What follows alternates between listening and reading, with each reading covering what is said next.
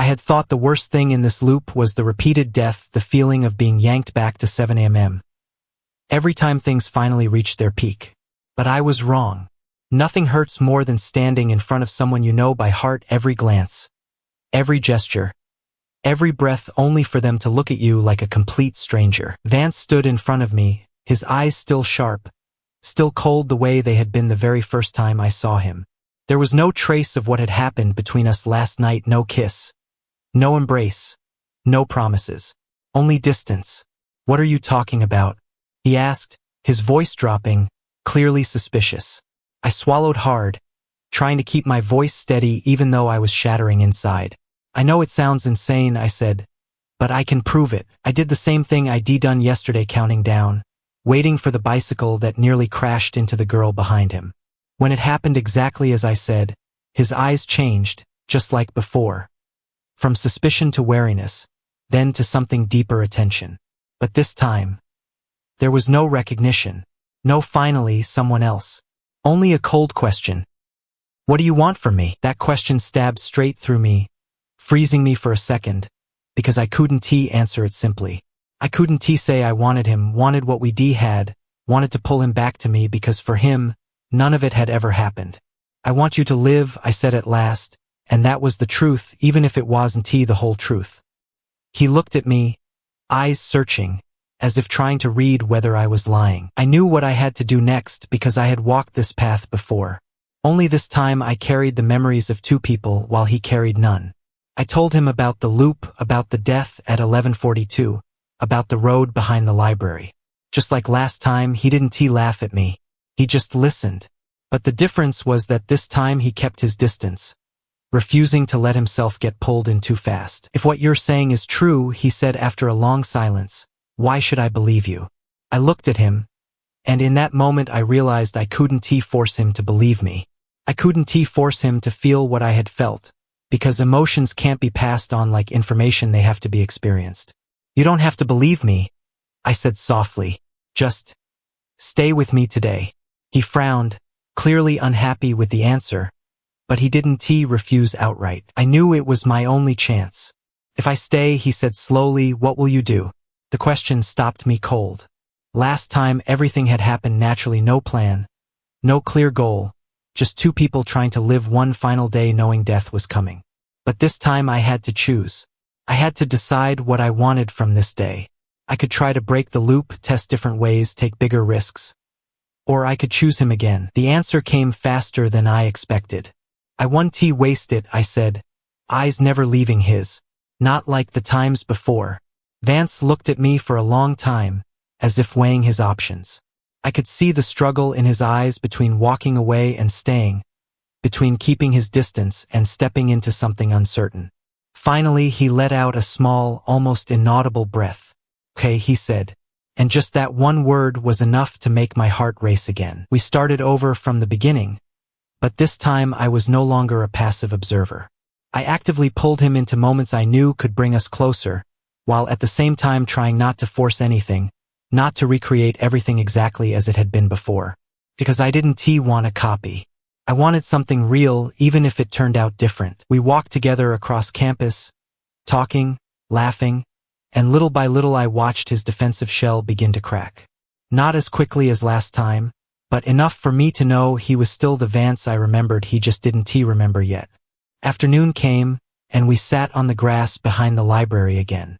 This time there was no immediate intimacy, no natural hand-holding. Everything was slower, more cautious, and I had to hold myself back from rushing in, from trying to recreate the kiss that had happened before, because I knew that if I did, I might ruin everything. "You look at me like you've known me for a long time," Vance said suddenly. I startled. I hadn't expected him to notice. "Maybe I have," I answered lightly. He frowned but didn't press further. Time moved faster than I wanted. As the sun began to set, I felt the familiar pressure tightening in my chest. 11:42 was coming, and this time I wasn't just afraid of death. I was afraid of losing this chance, afraid that if I didn't do something different, everything would end exactly like before. "We don't have to go there," I said when we stood near the road behind the library. Vance looked at me, his eyes sharpening. "You said the death happens here. If we avoid it, I've tried," I cut in, my voice tighter than I meant. I've tried everything, and it still happens. He fell silent, watching me. I could see him thinking, weighing whether to trust me or try another path. But this time you have me, he said. The words stopped me because he was right. This time was different because he was here, even if he didn't remember. I looked at him, and a bold, dangerous idea flashed through my mind, the one thing I hadn't tried yet. Then don't avoid it, I said slowly. Let us change it. Vance raised an eyebrow. I stepped closer, heart pounding, unsure if I was making the right decision. If we can't run from death, I said, then we have to face it. Together. Face it. Together? Vance repeated, his voice lowering as he considered each word. I could see the hesitation in his eyes, not fear of dying, but because he still didn't fully trust me, didn't fully understand why I was choosing this, why I was dragging him into something so dangerous. But I had no time to explain everything, no time to convince him with logic, because this loop didn't run on normal logic. And if I had learned anything in the 17 times before, it was that trying to control everything only trapped me deeper. I know you have no reason to trust me, I said, stepping even closer so he couldn't look away. But I've died here so many times that I'm not afraid anymore. Every time we run, we try to avoid it, and we still get pulled in. So this time, I don't want to run anymore. Vance looked at me for a long time. I saw something shift in his eyes, not complete trust, but a temporary acceptance, as if he had decided that whether I was crazy or not, staying to see what happened was worth trying. Okay, he said at last, his voice firmer. So what do we do? My heart beat faster, not from fear, but because for the first time in all the loops, I felt like I was truly moving toward something different, a possibility of change, no matter how fragile. When the truck comes, I said, keeping my voice steady, don't run. He frowned immediately. Are you serious? Dead serious, I replied. I knew the request sounded insane, even dangerous, but I had no other choice. Everything I had tried before had led to the same ending. If we always react the same way, the outcome won't change, I continued. So we have to do something we've never done. Vance stayed silent, clearly not liking the idea, but he didn't reject it outright. That was enough for me to keep going. Trust me this time, I whispered. I don't know why, but those words carried more weight than I intended, like I wasn't just talking about surviving, but about something deeper, a connection I didn't want to lose. Time sped up faster than I wanted. When the clock neared 11:42, I could feel the tension thick in the air, as if the whole world was holding its breath. We stood at the head of the road where the headlights would appear any second. This time I didn't hold his hand like before, not because I didn't want to, but because this had to be different enough to break the loop. Wesley, Vance said. I turned. He was looking at me with an expression I couldn't read, not entirely foreign, but not familiar either, as if some part of him was trying to remember something just out of reach. If this doesn't work, he began. I shook my head lightly. Don't think about that, I said, even though I was scared too. Just stay. A second of silence. Then he nodded, small, but enough for me to know he had decided. And then the sound of an engine. This time I didn't turn away, didn't pull him to run. I just stood there, facing the road, facing the light rushing toward us faster every second. My heart pounded so hard I could hear it in my ears. Don't move, I whispered, not sure if I was talking to him or to myself. The headlights appeared, blinding. In that instant everything slowed again, just like all the times before. But this time I didn't feel helpless. I felt ready. I don't know why, but I had a powerful feeling that this was right, that standing still and facing it was the key I had missed all along. Wesley, Vance called again. This time his voice was closer. Before I could react, I felt his hand touch mine, gripping tightly, not to pull me away, but to stay with me. And in that moment everything changed.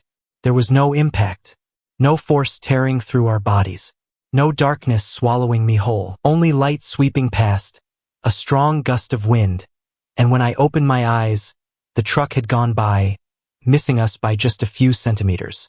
I stood there, unable to breathe, not understanding what had just happened.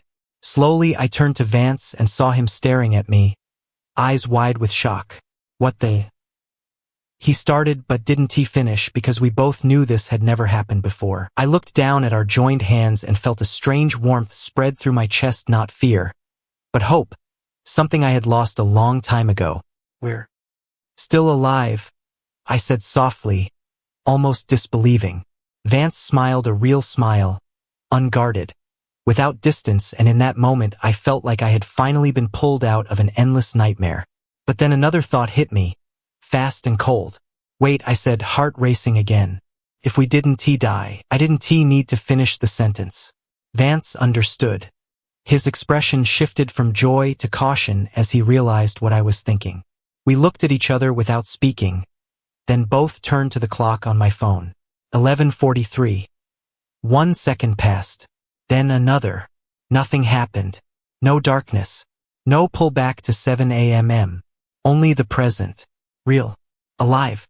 Not repeating. I took a deep breath, the first time the air in my lungs didn't feel like it would be erased in a few minutes. I looked at Vance. I didn't need to say anything. It was all clear. We had broken the loop. And this time, tomorrow would come. We stood there long after the truck had disappeared down the road, as if neither of us dared to move, dared to breathe too hard, afraid that the slightest motion might shatter what had just happened, as if it were a fragile illusion that could collapse at any moment. I checked my phone again, 11:45, then 11:46.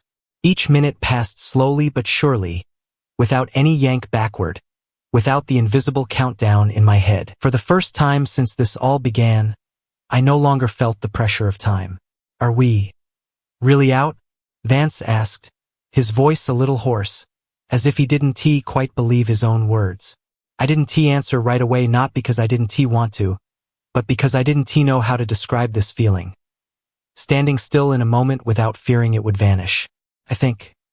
Yes, I said at last. The moment the words left my lips, a powerful emotion surged in my chest. I tried to breathe deeply to stay calm, but failed. I smiled, then almost cried at the same time, a chaotic rush of feelings I had held back for too long.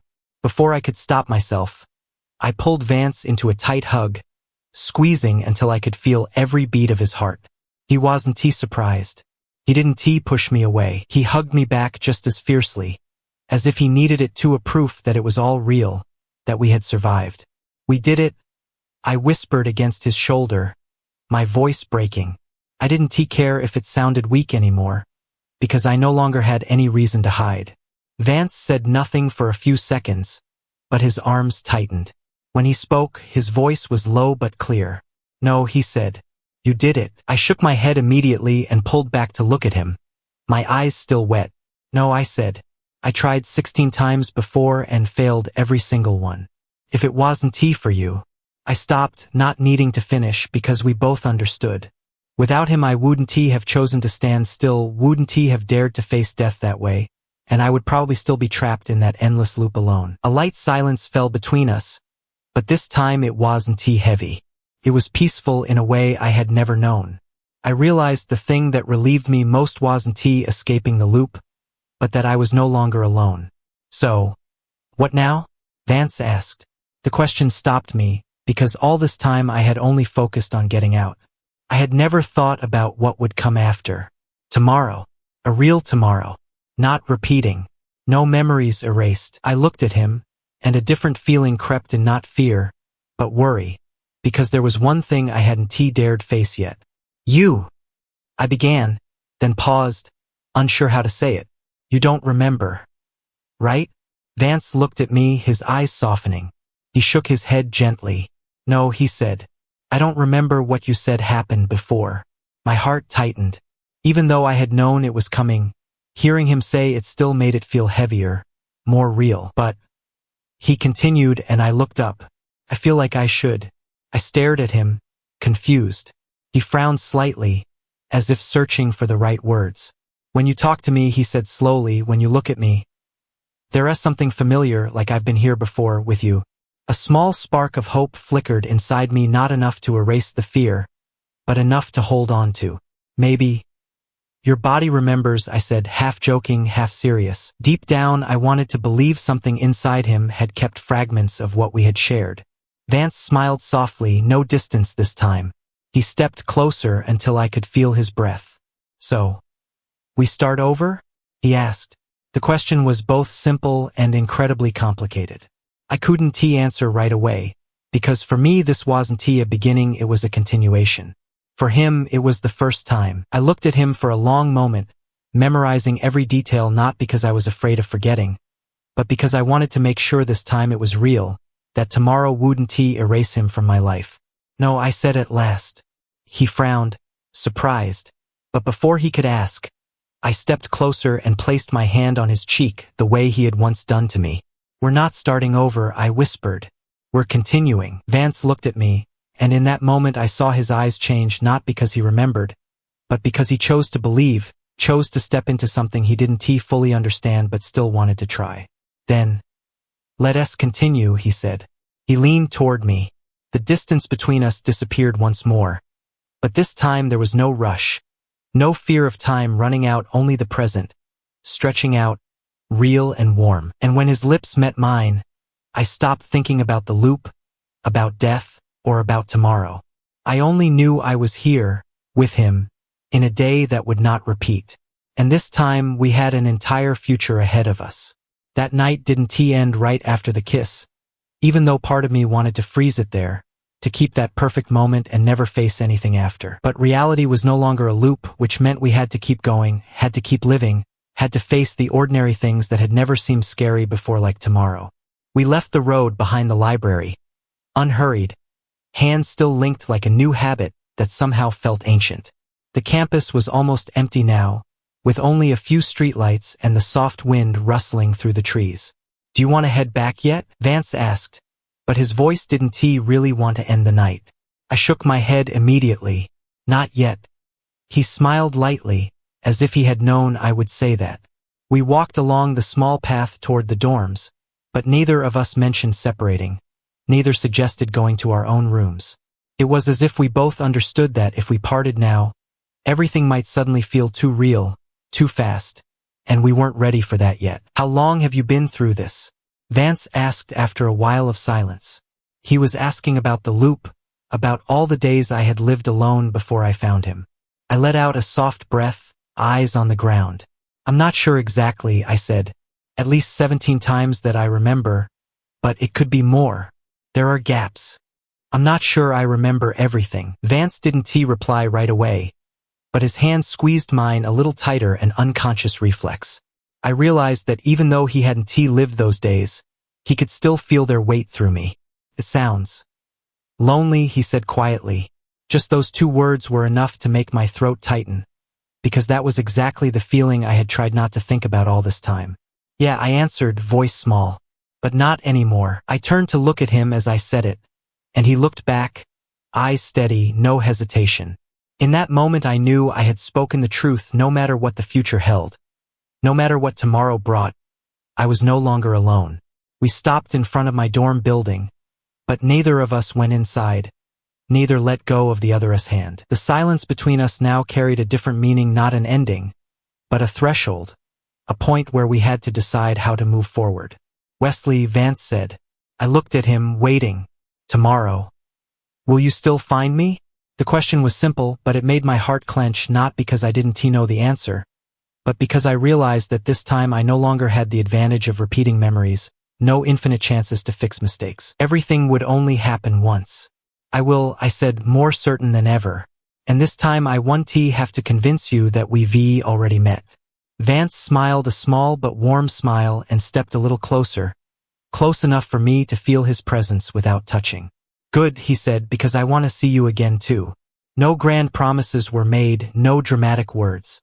Just simple sentences. But to me they meant more than anything else, because they weren't bound by the loop. They wouldn't be erased when the clock struck 7 a.m. They were real and they would last. I don't know who moved first, maybe me, maybe him, but we drew close again. This kiss was different from all the ones before. There was no rush of time, no fear of loss, only certainty, slow and deliberate, as if we were learning how to be together in a world that no longer repeated.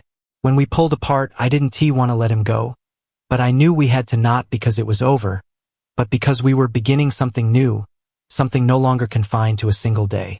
Sleep well, Wesley, Vance said, his voice softer than I had ever heard it. I nodded, unable to stop the smile on my lips. Sleep well, Vance. I stood there watching him walk away, each step taking him farther until his figure disappeared around the corner of the building. For the first time, I wasn't afraid of being alone, because I knew that tomorrow morning I would see him again, not because the loop forced it, but because we chose it. I went inside my room. Everything was the same, the bed, the desk, the dim lamp, but the feeling was completely different. It was no longer a temporary place in a repeating day, but part of a real life. I lay down, staring at the familiar crack in the ceiling. For the first time in a very long while, I wasn't afraid to close my eyes. 7 a.m. Tomorrow would come, but not as a repeat, as a beginning.